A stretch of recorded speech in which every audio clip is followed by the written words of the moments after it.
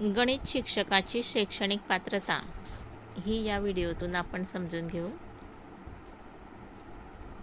तर शैक्षणिक पात्रता समजून घेण्यापूर्वी गणित शिक्षकाची आवश्यकता व महत्त्व हे समजून घेणे गरजेचं आहे। तर भारतीय संस्कृतीमध्ये गुरुला खूप मानाचं स्थान आहे। प्राचीन काळी राजदरबारी सुद्धा गुरुला अगदी सन्मानाने वागवलं जायचं आणि समाजामध्ये सुद्धा गुरुला खूप आदर होता। विद्यार्थी गुरुगृही जायचे आणि त्यांचं शिक्षण पूर्ण करायचे। गुरुसुद्धा विद्यार्थ्यांना अगदी आपली स्वतःची मुलं आहे याप्रमाणे त्यांच्यावर संस्कार करायचे, म्हणजेच गुरुकुल पद्धती ही होती। कालमानानुसार शिक्षण पद्धतीमध्ये बदल होत गेला आणि ही गुरुची भूमिका जी आहे तर ही आजचा शिक्षक करू लागला आहे। तर काही जण असं म्हणतात की समाजामध्ये शिक्षकाला प्रतिष्ठा नाही, पण तसं अजिबात नाही। शिक्षकाला समाज खूप प्रतिष्ठा देत आहे। समाजाने शिक्षकावर खूप मोठी जबाबदारी टाकलेली आहे आणि कुटुंब पद्धतीमध्ये जो बदल झालेला आहे, विभक्त कुटुंब पद्धती आहे। आई वडील दोघं नोकरीच्या निमित्ताने बाहेर जात असतात आणि अशा वेळी बालकाला भावनिक सुरक्षितता मिळण्यासाठी शिक्षकाची गरज असते, कारण इतर ठिकाणी मुलं सुरक्षित आहेत का याची काळजी पालकांना वाटत असते आणि बालकाला शाळेमध्ये पाठवून पालक अगदी निश्चिंतपणे कार्यमग्न होतात आणि या गोष्टीवरून आपल्या हे लक्षात येतं की समाजाचा शिक्षकांवर किती विश्वास आहे, समाजाने शिक्षकावर किती मोठी जबाबदारी टाकलेली आहे, तर हे आपल्या लक्षात येतं। आणि म्हणूनच शिक्षकाने त्यांच्याजवळ समाजाने जी अमूल्य ठेव दिलेली आहे, म्हणजेच विद्यार्थी जे दिलेले आहेत तर त्यांचं फक्त संरक्षण किंवा संगोपन करणं हे गरजेचं नाही, तर यांचं भवितव्य घडवण्याची जबाबदारी समाजाने शिक्षकावर टाकलेली आहे, हे शिक्षकाने लक्षात घेतलं पाहिजे। आणि ही एवढी मोठी जबाबदारी पार पाडण्यासाठी शिक्षकाला काही गोष्टींची जाणीव असणं हे गरजेचं असतं।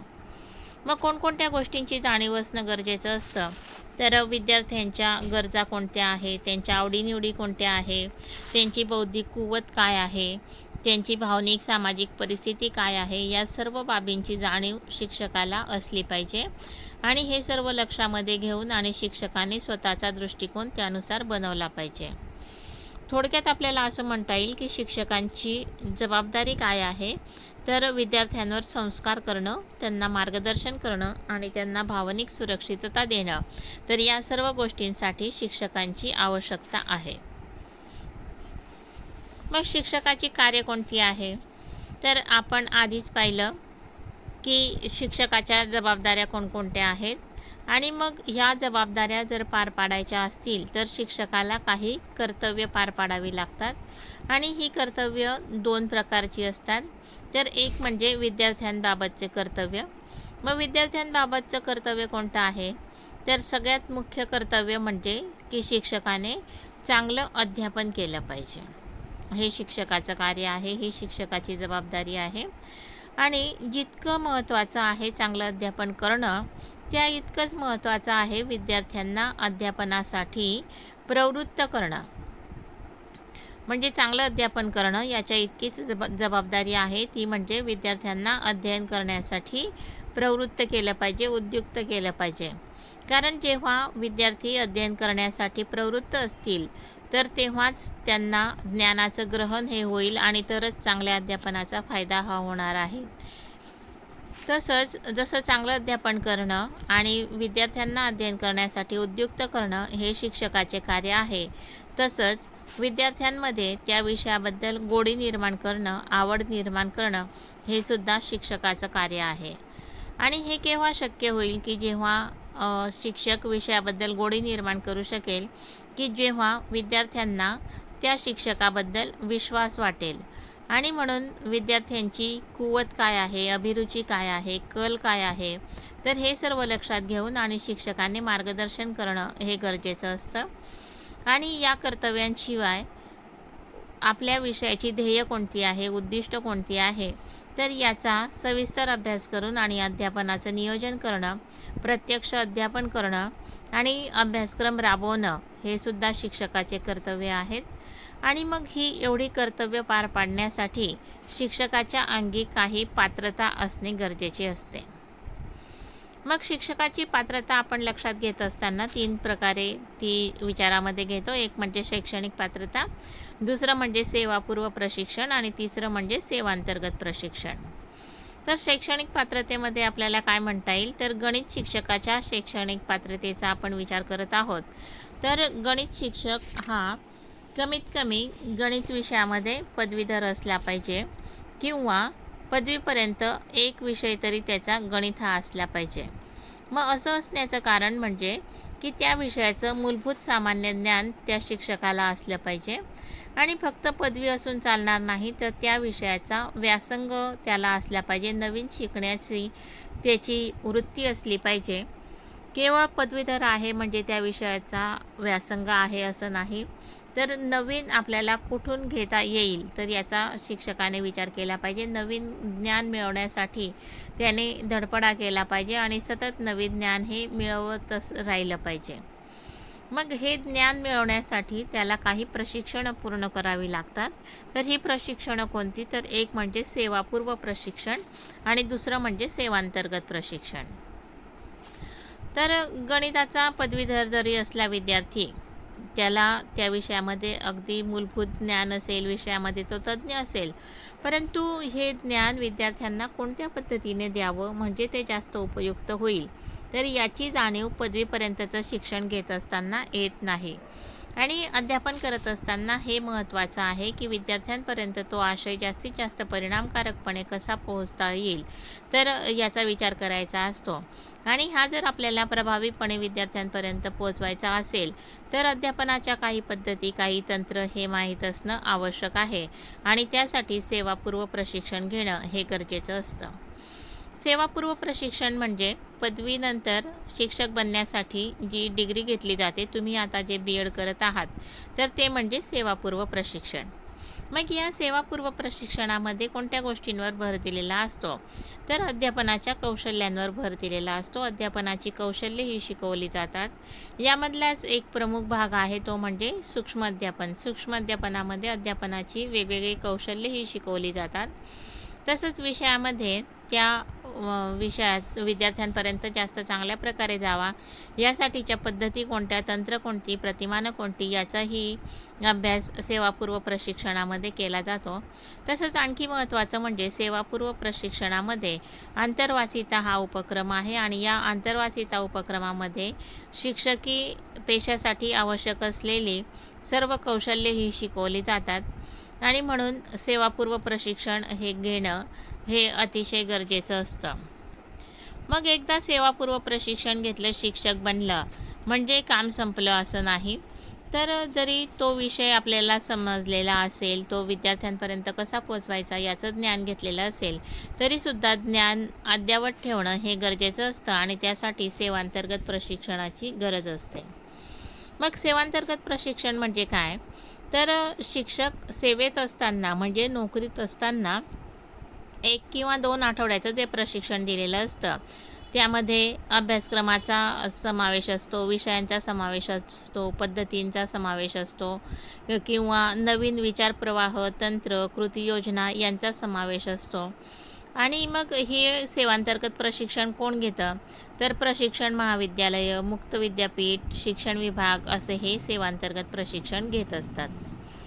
लॉरेन्स यांच्या मते सेवांतर्गत प्रशिक्षण म्हणजे जो शिक्षक प्रशिक्षण कॉलेजमध्ये जाऊन प्रशिक्षण घेऊन शिक्षण व्यवसायात प्रवेश केल्यानंतर शिक्षण घेतो, ज्यात सर्व शिक्षणासंबंधी सामाजिक व अन्य क्रिया समाविष्ट आहे, ज्यात शिक्षक सक्रिय सहभागी असतात. अध्यापकाचा व्यवसाय करत असताना असलेल्या व्यक्तींना व्यावसायिक कार्यक्षमता वाढवण्याच्या दृष्टीने यामध्ये प्रशिक्षण देण्यात येते, ते म्हणजे सेवांतर्गत प्रशिक्षण.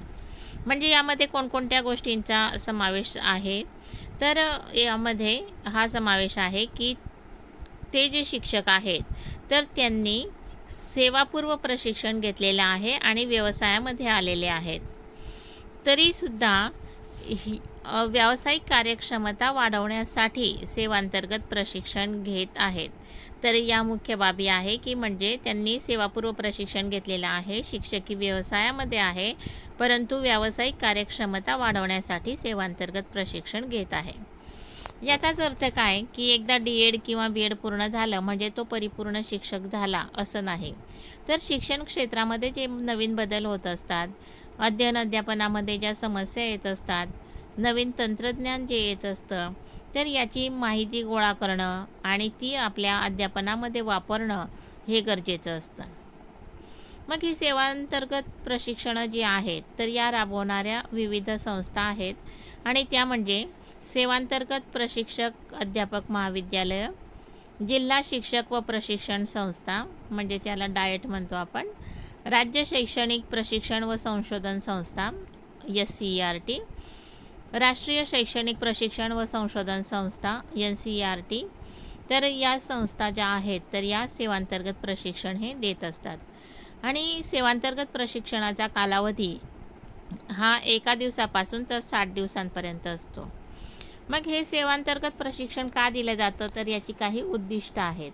मग ही उद्दिष्ट कोणती तर सेवेत असलेल्या अप्रशिक्षित किंवा अल्पप्रशिक्षित असलेल्या शिक्षकांच्या अर्हतेमध्ये विकास करणे, विद्यार्थ्यांच्या नवनवीन गरजा, अभिरुची व वर्तन प्रकार शिक्षकाला अवगत करण्यासाठी सक्षम बनवणे, शिक्षकाची व्यावसायिक पात्रता वाढवणे, शिक्षक जो विषय शिकवत असतो त्या विषयामध्ये झालेल्या प्रगतीची जाणीव करून देणे, शिक्षणातील नवनवीन विचारप्रवाह, संशोधने, अध्यापनाच्या पद्धती, तंत्र, संज्ञा, संबोध, प्रतिमानं इत्यादींची माहिती देऊन शिक्षक शिकवत असलेल्या विषयाच्या संदर्भात त्याचा विचार करण्यास प्रवृत्त करणं आणि शिक्षकाला नवनवीन माध्यमांचा व त्याचा अध्यापनामध्ये परिणामकारक वापर कसा करता येईल तर याची माहिती करून देणं, अध्ययन विषयाला च्या ज्ञानाला उजाळा देणं, शैक्षणिक समस्यांचा वेध घेऊन कृती संशोधन करण्यासाठी शिक्षकांना प्रोत्साहन देणं, कृती संशोधनाचे प्रशिक्षण देणं, सेवापूर्व प्रशिक्षणातील त्रुटी दूर करण्याचा प्रयत्न करणं, नवे शैक्षणिक तंत्रज्ञान शिक्षकामध्ये येण्यासाठी प्रशिक्षणाद्वारा प्रयत्न करणं, अध्ययन अध्यापन आणि मूल्यमापन यासाठी साहित्य निर्मिती करणं व त्याचा वापर करण्यासाठी प्रयत्न करणं, नवीन अभ्यासक्रमविषयी चर्चा करणं, शिक्षण आनंददायी करण्यासाठी शिक्षकामध्ये जाणीव जागृती करणं आणि बदलत्या शिक्षणाच्या धोरणाची प्रशासनातील माहिती देणं व त्याप्रमाणे योग्य ते बदल करणं. तर हे उद्दिष्ट सेवांतर्गत प्रशिक्षणाची आहे. मग सेवांतर्गत प्रशिक्षणाची गरज काय तर बदलत्या परिस्थितीशी समायोजन साधणं, बदलत्या शैक्षणिक धोरणातील विचार, ज्ञान व विज्ञानाच्या विकासासाठी, अध्यापनातील नवे बदल समजून घेण्यासाठी, नवनवीन ज्ञान प्राप्ती करण्यासाठी, शिक्षण व्यवसायात वृद्धी करण्यासाठी, शिक्षकाचे ज्ञान अद्ययावत ठेवण्यासाठी, नवीन अभ्यासक्रम रचना करण्यासाठी, शिक्षण क्षेत्रातील शिक्षकाची भूमिका अबाधित ठेवण्यासाठी. तर या प्रकारे सेवांतर्गत प्रशिक्षणाची गरज ही आपल्याला सांगता येईल. सेवांतर्गत प्रशिक्षणाचे प्रकार कोणते आहेत तर ते म्हणजे उन्हाळी सुट्टीमध्ये हे घेतले जातात प्रशिक्षण वर्ग. तसंच काही प्रशिक्षण हे संबंधित विषयातील बदल म्हणजेच प्रशिक्षण वर्ग घेतले जातात. त्या संबंधित विषयावर चर्चासत्र घेतले जातं, कार्यशाळा घेतले जातात, उद्बोधन वर्ग घेतले जातात, परिसंवाद, मेळावे, शिबिरे, उजळणी वर्ग, शिक्षक संघटनांचे अधिवेशन, पत्राद्वारा प्रशिक्षण, दूरदर्शन माध्यमाद्वारे मार्गदर्शन. तर या प्रकारे वेगवेगळ्या प्रकारे सेवांतर्गत प्रशिक्षण हे दिलं जातं.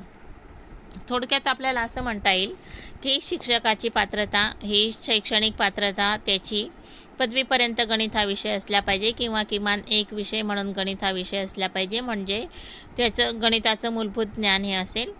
त्यानंतर ज्ञान जरी असलं तरीसुद्धा ते चांगल्या प्रकारे विद्यार्थ्यांपर्यंत देण्यासाठी अध्यापनाच्या पद्धती, तंत्र, प्रतिमानं हे समजून घेण्यासाठी सेवापूर्व प्रशिक्षण घेणं हे गरजेचं असतं.